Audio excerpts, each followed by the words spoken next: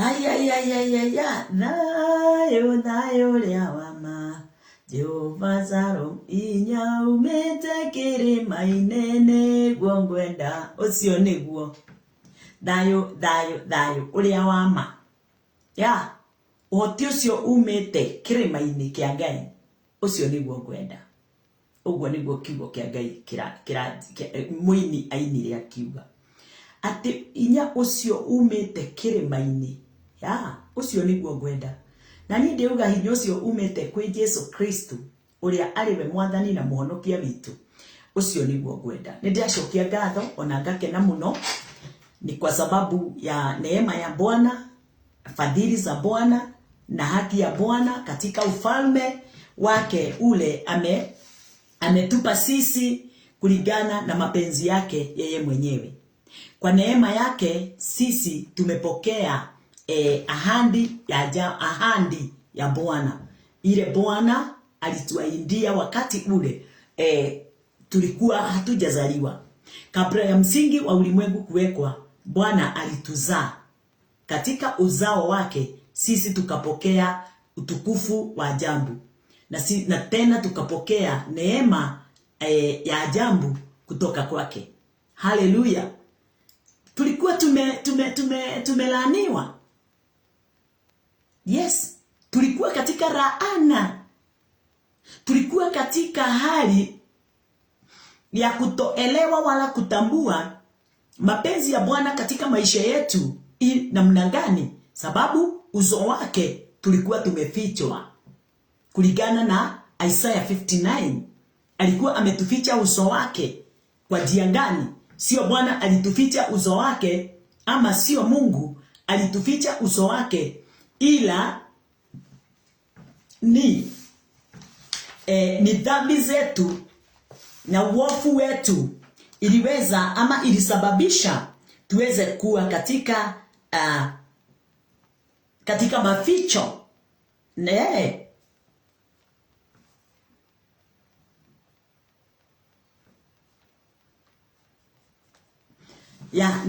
Katika maficho. Bwana asifiwe. Kwa hivyo kuna neema Bwana alipeana. Kuna uwezo Bwana alitupa. Kuna utukufu na ushindi Bwana alitupa sisi. Kwa hivyo ninashukuru Bwana wetu Yesu Kristo kwa sababu ya upendo, kwa sababu ya mamlaka na nguvu na utukufu. Angalia nini WhatsApp. Sawa. Tukiendelea hivyo, ukumbuke tunaongea juu ya curses. Zile watu wanaita mpaka generational curses. Magonjwa. Tunaangalia mpaka juu ya magonjwa. Ndio tuweze kuelewa na kutambua chochote kile hakijatokana na Mungu hakiwezi penetrate, hakiwezi exist. Chochote kimetokana na Mungu, hicho ndicho kina uwezo wote na nguvu zote na mamlaka yote ya kutufanya sisi tukaweza kujikuta katika ile hali. Na tunaenda tukichanganya tu mambo wewe. Hata kuna wakati niliongea nikasema ya kwamba wakati watu wanapozaa watoto wasio na yani walemavu, watu wengi wanafikiria ni Mungu alipeana wale watoto walemavu. Hapana, si Mungu amepeana watoto walemavu, sio Mungu amepeana watoto wametoka ndani ya tumbo akiwa walemavu. Hapana, si Mungu. Mungu hawezi kubali. Na nikakusomea juzi, katika agwalie. Wacha nikuonyeshe. Nilikusomea ati chochote Mungu alichokiumba katika Genesis 1. Katika kitabu ya Genesis 1, Mungu akasema, ukisoma Genesis 1 utaona chochote kile Mungu aliumba. Chochote Mungu aliumba from Genesis 1:1 mpaka Genesis mpaka hapo mstari wa Wacha mtu wa Mungu uone. Yeah.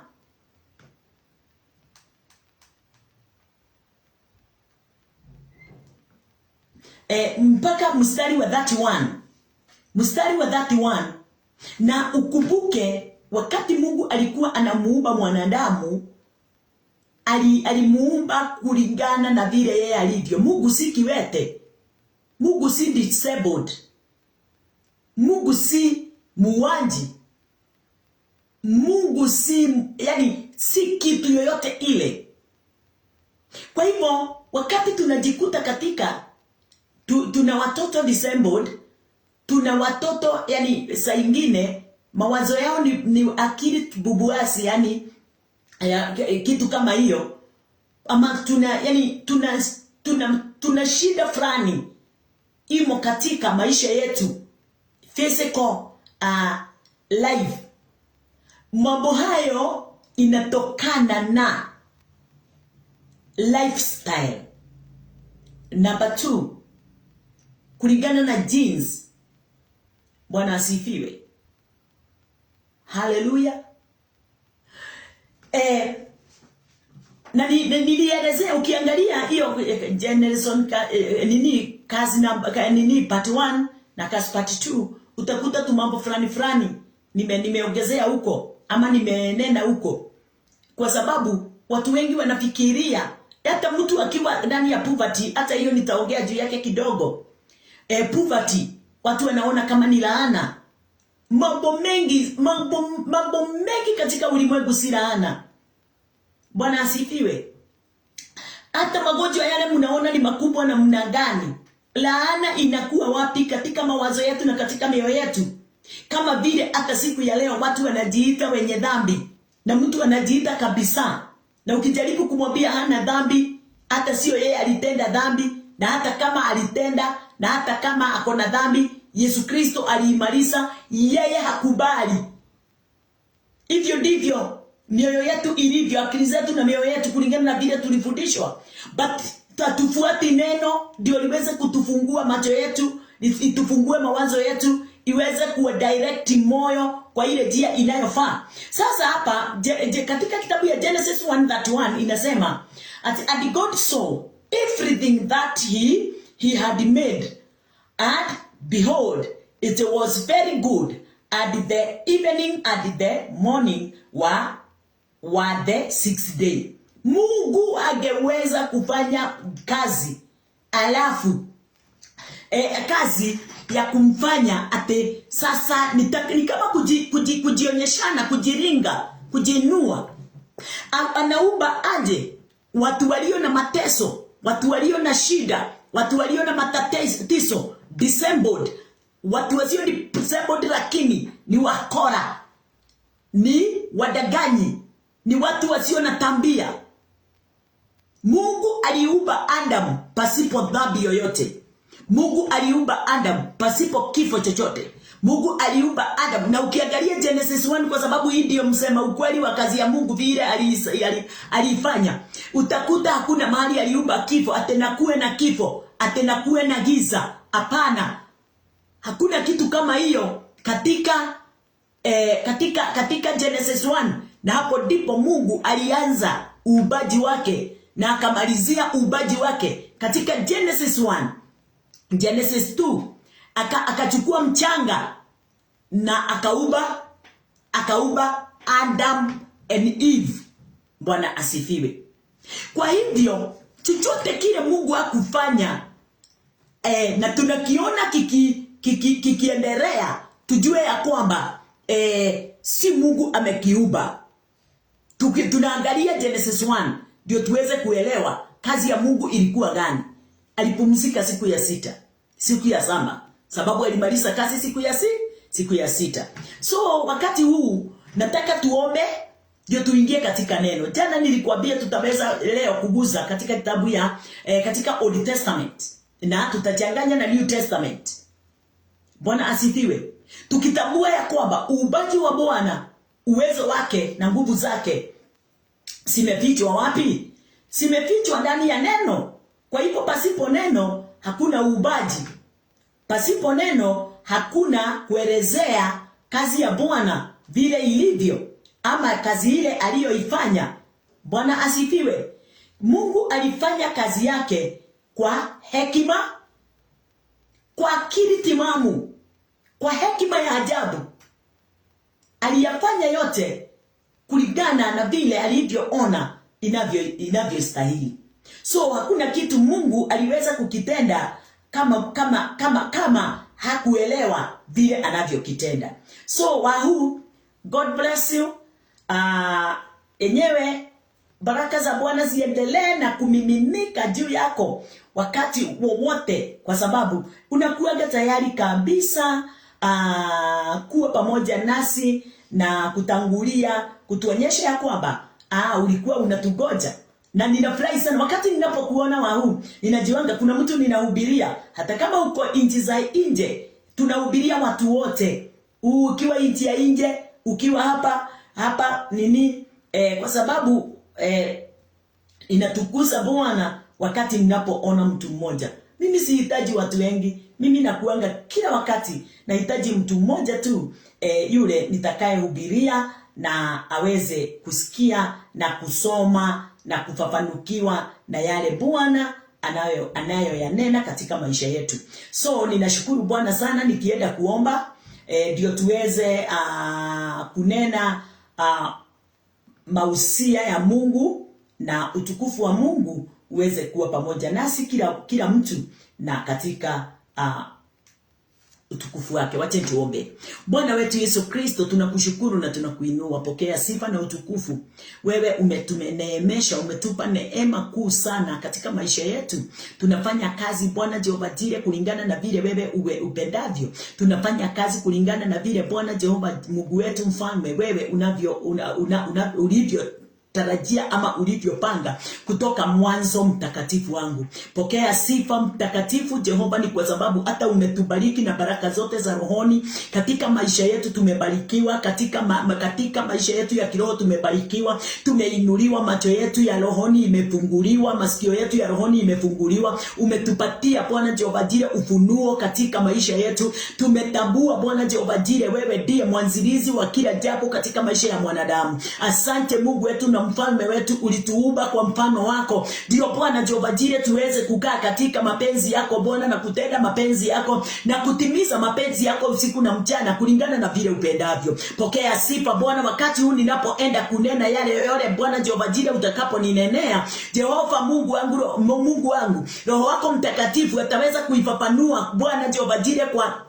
nyoyoni mwa watu hawa, ndio waweze kutambua yale yote imefichwa na yale yote unataka waweze kuitambua katika maisha yao na katika Bwana Jehova Jireh maisha ya wengine. Ni kwa sababu huu ndio wakati ule tunasikiliza, na ndio sisi nasi tuweze kutoka na kwenda Bwana kuitenda hii kazi Bwana kulingana na vile upendavyo. Nani kama wewe Bwana wangu? Nani kama wewe mfalme wangu? Nani kama wewe mtakatifu wangu? Rikarabe tedidai konsantiba ribali tedidai Father. Be thou Lord Jehovah God, be kotaria biale tedidai filali. Alikose tedidai Father Jehova Ridani tedidai kusai. Letima sereventari barigan manturia. Umetutengenezea njia mahali hakuna njia. Umetipua Bwana vizima ndani yetu, ndani ya tumbo zetu mfalme. Neema yako Bwana Jehova Jireh yatenda kazi. Ritima retema riseketa. Perine tedidai Father Jehova God. Umefanya Bwana Jehova Jireh tukaweze kufanya wengi mfalme wa ajabu waweze kutambua siri. Waondokewe Bwana na pasia ile ilikuwa imewekwa usoni mwao. Wasitambue Bwana Jehova Jireh kulingana na vile utendao kazi.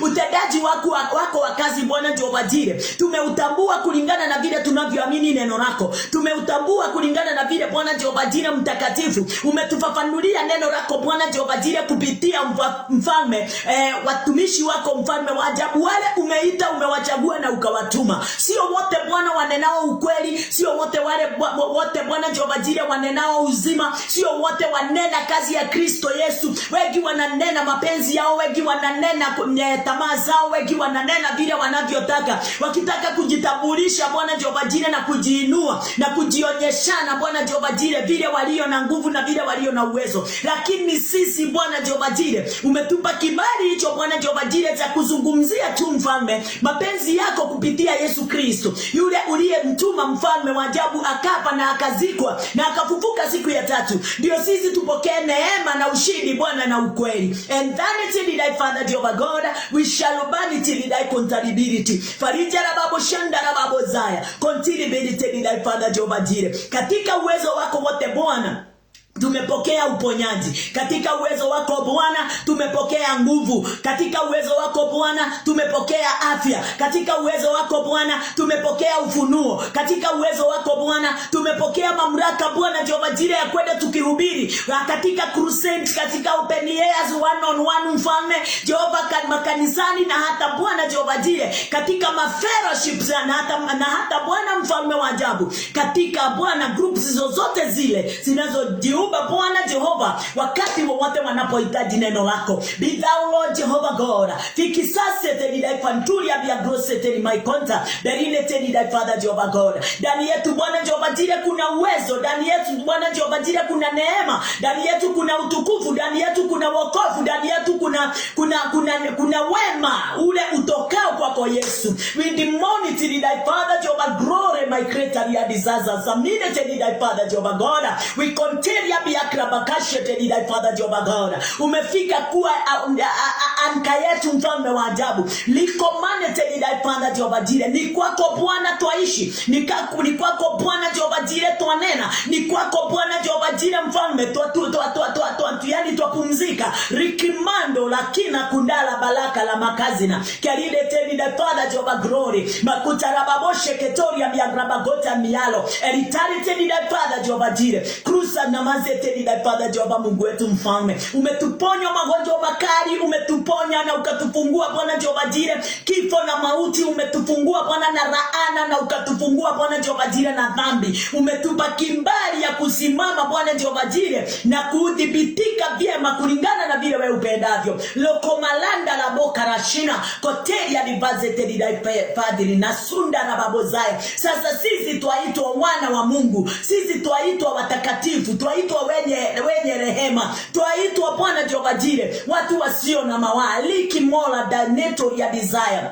Aline tedidai Father Jehovah God. Ruparosha rabaganto rubogoro makia tamase tedidai Father. Vile Bwana Jehovah Jire umechimba vizima za ajabu ndani ya tumbo zetu Bwana. Vizima zisio na mwisho na vizima Bwana Jehovah Jire za kufanya wengi waweze Bwana mfalme wa ajabu kunywa na kula ndani yetu mfalme. Kulingana na vile Bwana Jehovah Jire neno lako linaotiririka ndani yetu Bwana na kutoka Bwana kushuhudia wema wa kazi ya Kristo Yesu ile aliyotufanyia kutoka mwanzo. Ninakuinua na ninakutukuza kwa wema na utukufu. Wabariki watu wote wale Bwana Jehovah Jire tunao katika TV ya Wendani. Wakati Bwana tunapozungumzia utukufu wako Bwana, ninakuomba Bwana uwainue na uwatukuze na uweze kwa Bwana Jehovah Jire mtakatifu kufanya milango yao yote ile iliyo na taswishi yoyote ile ikaweza kufunguka mtakatifu. Wacha neno lako kulingana na vile linavyosema katika kitabu ya Revelation ati milango imefunguliwa hata kama ilikuwa na shida kidogo. Wacha hiyo shida ikaweze kuondoka. Watu hawa waweze kupokea kibali ya kwenda Bwana kuhubiri na kwenda Bwana kufanya biashara zao mikononi mwao. Wabarikiwe Bwana Jehovah Jire kupanuka, waweze kupanuka pamoja na familia zao na waweze kupokea wingi wa utajiri na mali katika maisha haya ya ulimwengu na katika maisha yale Bwana Jehovah Jire ilipotangulia kutoka mwanzo. Ulituambia ya kwamba na umetuambia ya kwamba ulitubariki na baraka zote za rohoni. Asante kwa sababu ya kupokea haya yote na asante kwa sababu ya wingi wa utukufu na neema yako, na ni katika jina lako Yesu Kristo tumeomba sisi wote na tumeamini. Amen, amen, amen. Hallelujah. Hallelujah. Mwathani ya roho sho dayo wa Ngai niguo twatigeirwo na twatigeirwo dayo cio kuhitukira Kristo Jesu na nigenaga ni tondu wotugio cio. Caroline, good morning. Ninashukuru Bwana ni kwa sababu ya kazi njema mkiwa na akina Joseph Wawesi, akina Shoni Wahu, tukiendelea na hii kazi kulingana na vile tunao Mungu anatusaidia kwa utukufu wake. Nidilake na itondo wa Yesu Kristo usio tuhete kibali keneneo ya kukaa katika uwezo na neema yake kwa wingi. Neema ya Yesu Kristo ni kwa wingi ndani yangu. Neema ya Yesu Kristo ni kwa wingi ndani yako. Wewe tu ni kutambua hayo. Na mtu yeyote ametambua hayo hawezi kutana na laana. Laana haina kazi ndani yake. Nilikuambia yeyote yule ameamini neno la Bwana, hakuna chochote kile kinaweza simama katika maisha yake kiweze kumfanya nini? Kiweze kumkomesha. Haleluya. Ninashukuru sana, ni kwa sababu neno la Bwana linatuambia sisi hatutatahayarika. Tutigaconorithio. Hakuna wakati tutatahayarika. Hakuna wakati tutaaibika. Hivyo ndivyo neno linatuambia katika kitabu ya Isaya. Tutikalia na guoya, hata guoya hatutakuwa nayo. Fia haitakuwa katika maisha yetu. Haleluya. Tutalemewa na magonjwa. Kwa sababu gani? Yesu alituponya. Yesu alitushidania kutokana na hayo yote. Laana haina mlango katika maisha ya wote wale walio ndani ya Kristo, sababu Kristo alichukua laana yetu. Katika kitabu gani? Katika kitabu ya Galatians. Yes. Na nikwenda tuhingore nawe tuthome thĩinĩ wa ibuku rĩa Galatia. Katika hiyo kitabu ya Galatian, horebo sharaba katana mayanda pratua kasama tadi ya mialete didai Father Jehovah God mikara shanda rababo shira katana. Hallelujah. Katika kitabu gani? Katika kitabu ya katika kitabu ya Galatian tutaweza kuangalia pamoja. Galatian, kitabu ya Wagalatia.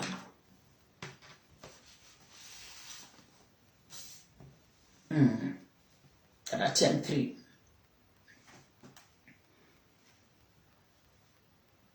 Galatian 3.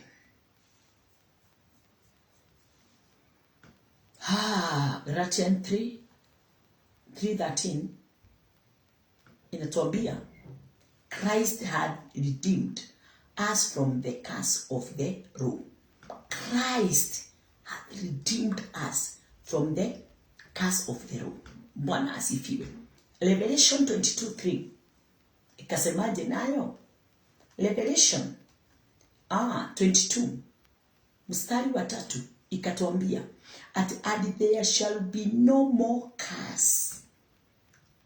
And there shall be no more curse.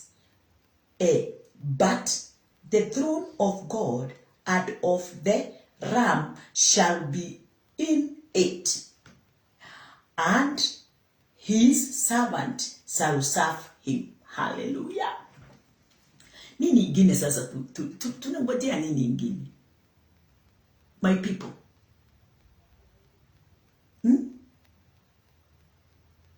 Nini ingine tuongoja? Wakati neno linatuambia vizuri kabisa ya kwamba magonjwa yote Yesu alimaliza, msingi wake, mzizi wake aliung'oa. Haleluya.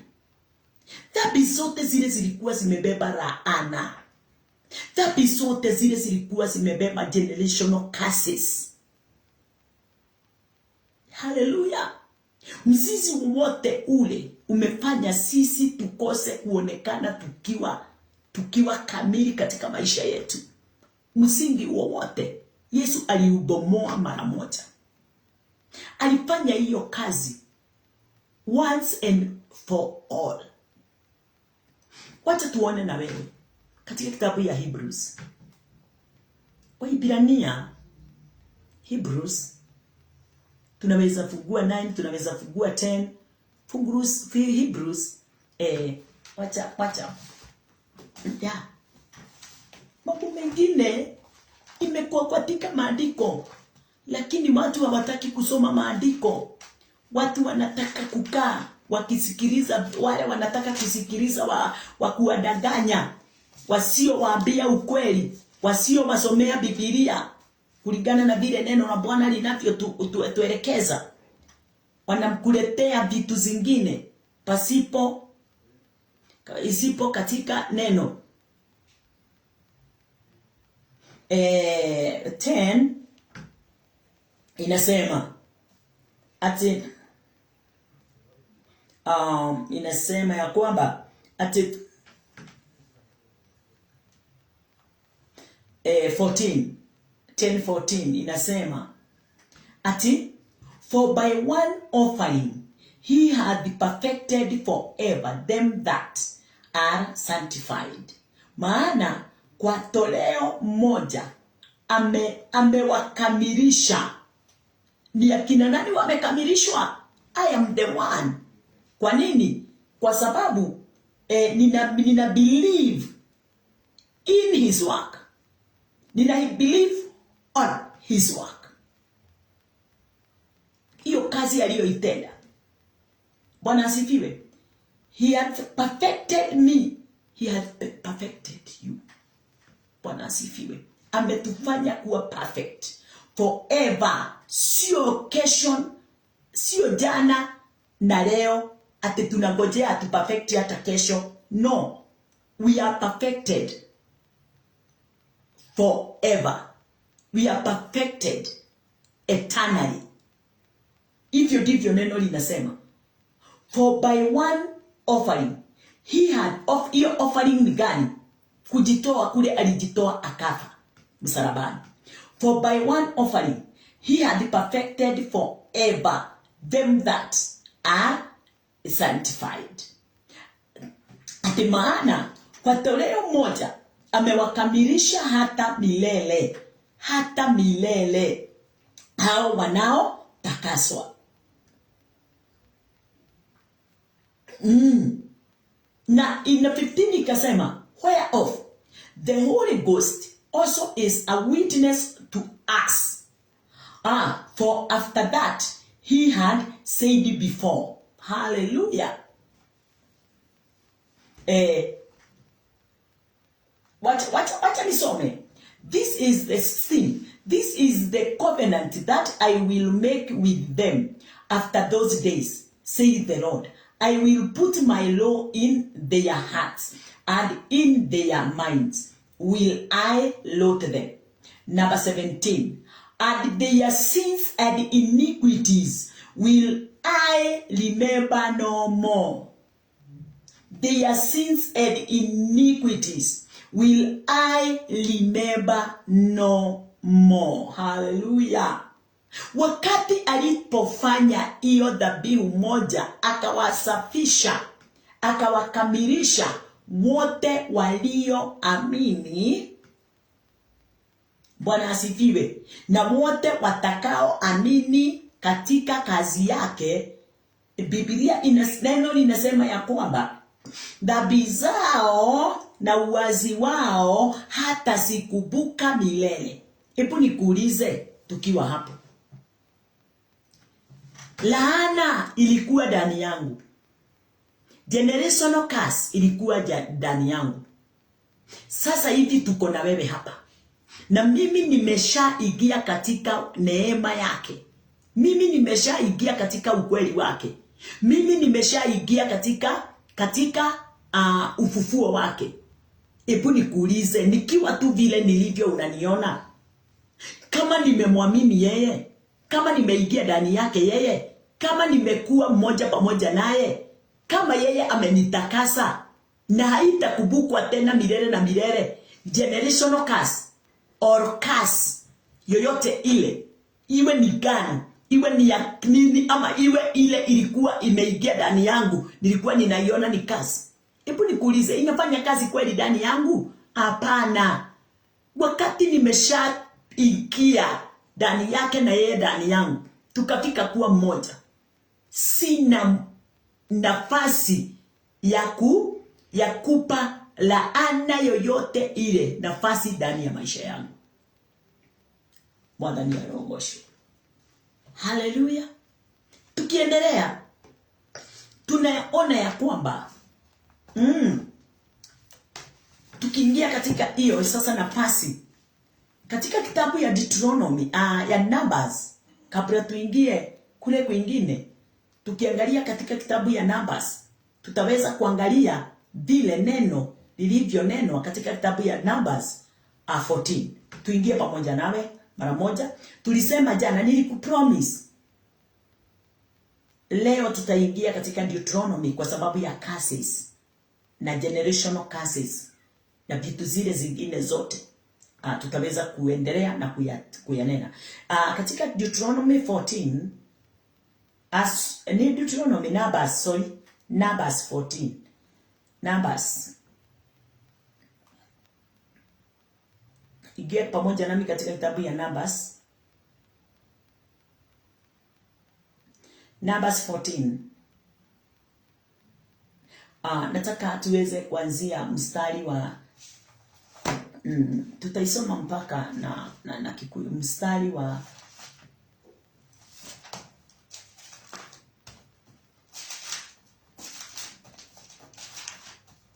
Numbers 14. Oh yes, Jesus, thank you. I love you, Lord.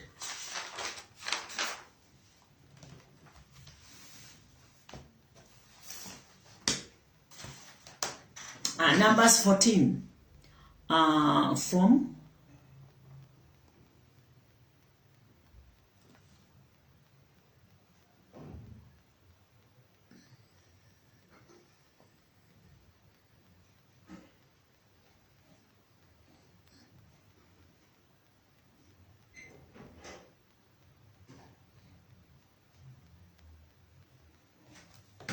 eh, 14 from nataka tusome na pamoja nawe from 8 from 9, wacha nisome 19. Yeah. Tusome 19 pamoja. Inasema, pardon, I beseech thee, the iniquity of these people, according unto the greatness of thy mercy, and as thou hast forgiven these people from Egypt until now. Kiswahili inasema ati nakusihi uwasamehe uovu wa watu hawa, kama ukuu wa rehema yako ulivyo wasamehe watu hawa tangu huko Misri hata hivi sasa. Nani huyo alikuwa anaongea? Ni Moses. Wacha tuone number 20. And the Lord said, I have pardoned according to thy word. Bwana akasema, mimi nimewasamehe kama neno lako lilivyo kuwa. Bwana asifiwe. Ya, amewasamehe kulingana na vile Musa amemuomba. Ushike kitu kama hiyo hapo. Ushike hivyo. Ati Yesu aliwasamehe wale watu walitoka katika mji wa Misri. Aliwasamehe. Waisraeli wale walikuja. Musa aliomba Mungu na Mungu akasikia. Number 21, wacha tusome tu. But as truly as I live, all the earth shall be filled with the glory of the Lord. Lakini hakika yangu, kama niishivyo, sikiliza. Ati lakini hakika yangu, kama niishivyo, tena kama dunia hii nzima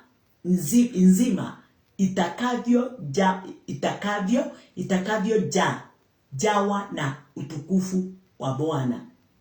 Because all those men which have seen my glory, yes, my glory and my miracles, which I did in Egypt and in the wilderness, and have tempted me now these 10 times, and have not hearkened